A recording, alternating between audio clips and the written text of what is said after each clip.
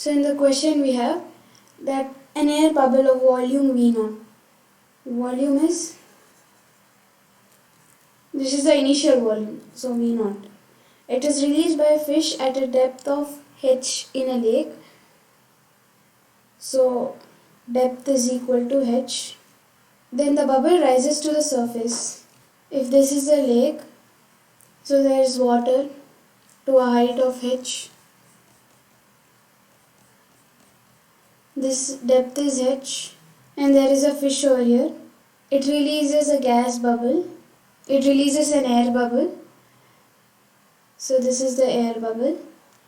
Initially it is of volume V0. It rises. As it rises, its volume increases and it rises, and we need to find the volume just before reaching the surface, that is over here.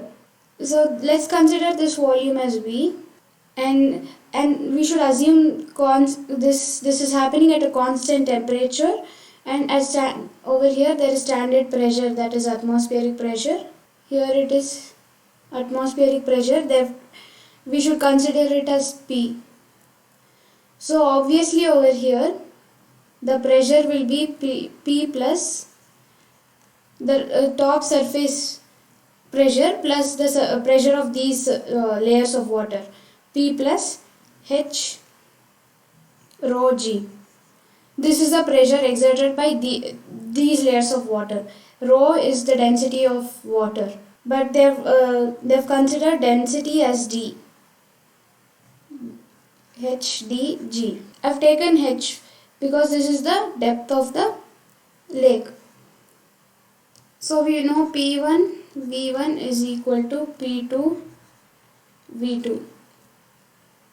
Over here V2 is V, P2 is P, P1 is P plus HdG, V1 is V0.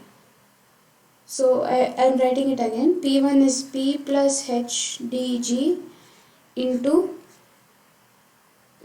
V0. V1 is V0.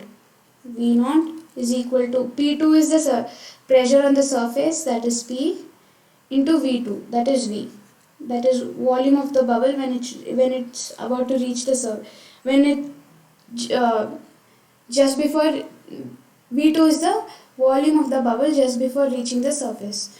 So we need to find its volume, that is V. So it is P plus HdG into V0 by P. This is equal to volume of the bubble just before reaching the surface. So the option is 2.